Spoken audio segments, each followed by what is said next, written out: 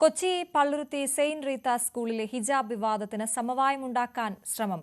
മകളെ ഹിജാബ് ഇല്ലാതെ പഠിപ്പിക്കാൻ തയ്യാറാണെന്ന പിതാവ് അറിയിച്ചതായി ഹൈബി ഈഡൻ എംപി പറഞ്ഞു. വർഗീയമാക്കാൻ ചിലർ ശ്രമം നടത്തി. ഹിജാബ് ഇല്ലാതെ കുട്ടിയെ പഠിപ്പിക്കാൻ പിതാവ് തയ്യാറാകുന്നതോടെ വിഷയം സമവായത്തിലെത്തുകയാണെന്നും ഹൈബി പറഞ്ഞു. വിഷയം സംഘപരിവാർ വിവാദമാക്കുകയായിരുന്നു എന്നാണ് കോൺഗ്രസിന്റെ നിലപാട്.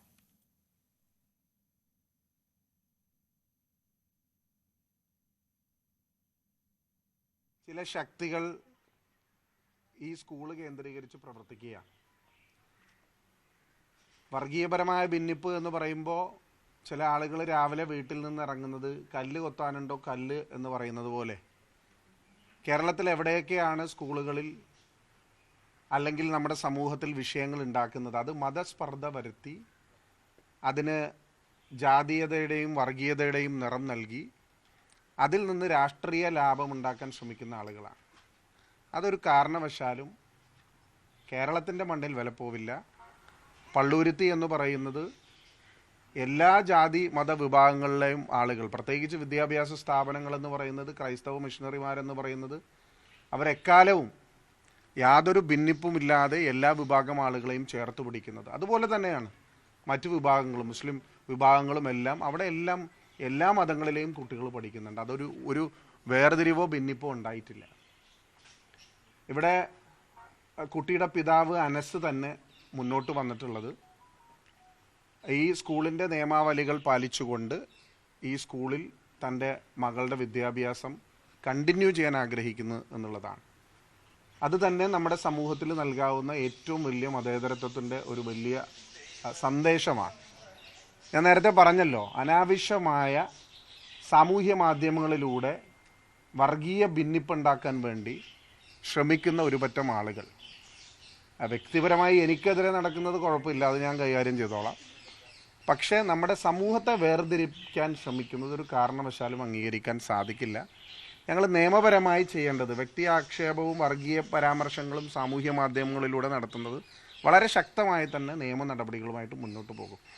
പിന്നെ പുറത്തുനിന്ന് കുറേ ആളുകൾ വന്നിട്ട് ഇവിടെയെല്ലാം ഞങ്ങളങ്ങോട്ട് ശരിയാക്കി കളയാം, ഭീഷണിയുടെ സ്വരം പെടുത്തി ഇവിടുത്തെ ജനപ്രതിനിധികൾ അങ്ങോട്ട് കൈകാര്യം ചെയ്യുമെന്നൊക്കെ പറഞ്ഞത് കയ്യിൽ വെച്ചാൽ മതി.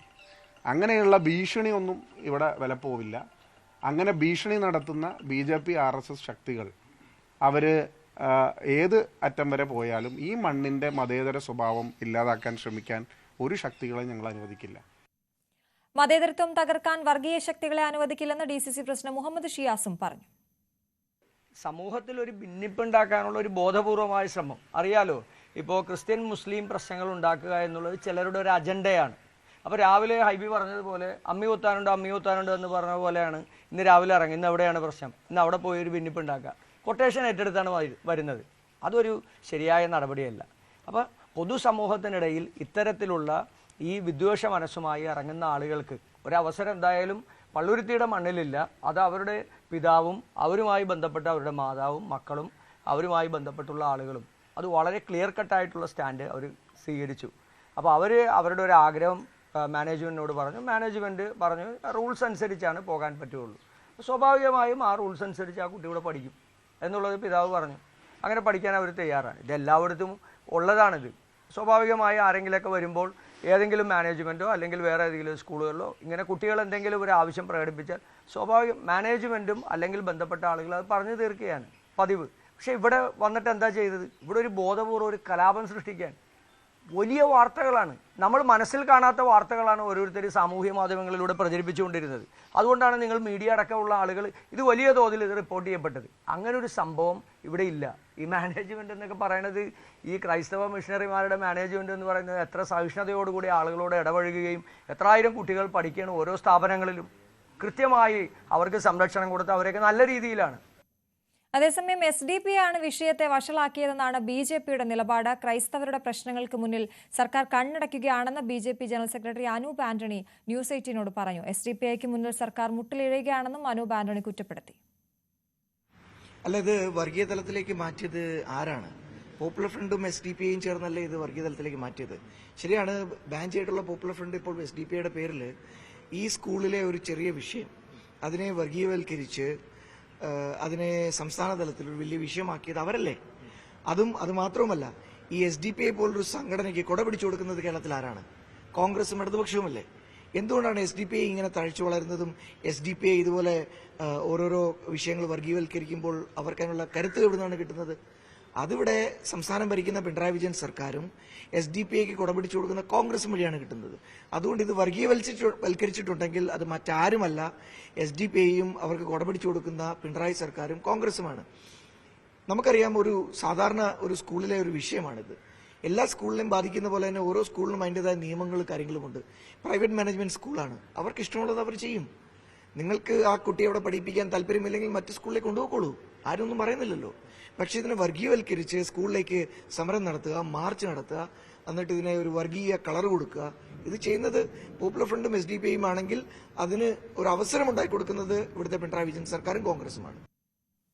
ഇതിനിടെ സർക്കാരിനെതിരെ ആരോപണവുമായി സ്കൂൾ PTA പ്രസിഡന്റ് രംഗത്തെത്തി. ഹിജാബ് ധരിച്ചെത്തിയ കുട്ടിയെ സ്കൂളിൽ പഠിപ്പിക്കാൻ സർക്കാരിൽ നിന്ന് സമ്മർദ്ദമുണ്ട് എന്നാണ് PTAയുടെ ആരോപണം.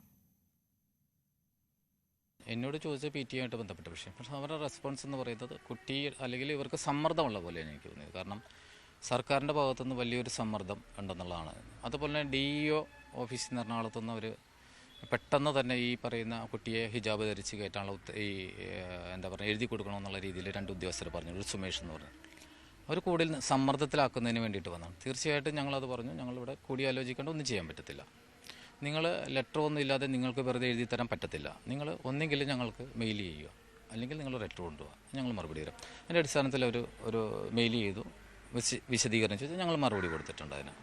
പിന്നെ ഇപ്പം ഞങ്ങൾ ചോദിച്ചപ്പോൾ ഒരു കാര്യം പറഞ്ഞതെന്ന് വെച്ചാൽ മുഖ്യമന്ത്രിയുടെ ഓഫീസിൽ നിന്ന് ഇവർക്ക് വിളിച്ച സമ്മർദ്ദം ഉണ്ടെന്നുള്ള രീതിയിലാണ് അവർ പറഞ്ഞത്. അപ്പോൾ മുഖ്യമന്ത്രിയുടെ ഓഫീസിൽ നിന്ന് ഇത്ര പെട്ടെന്നൊരു സമ്മർദ്ദം ഉണ്ടാകുക എന്ന് പറയുന്നത് അത് ഞങ്ങൾക്ക് മനസ്സിലാകാത്ത ഒരു കാര്യമാണ്.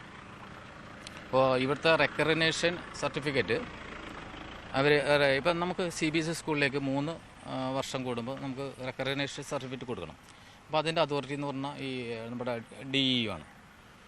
അപ്പോൾ DEO ഈ പറയുന്ന കാര്യങ്ങൾ നമ്മളോട് പറഞ്ഞിരിക്കുന്നത് ഈ റെക്കഗ്നേഷൻ സർട്ടിഫിക്കറ്റ് ഒരു തടഞ്ഞു വയ്ക്കും എന്നുള്ള രീതിയിലാണ് ഒരു ഷാഹിന എന്ന് പറയുന്ന ആ ഒരു ഓഫീസർ പറഞ്ഞത്.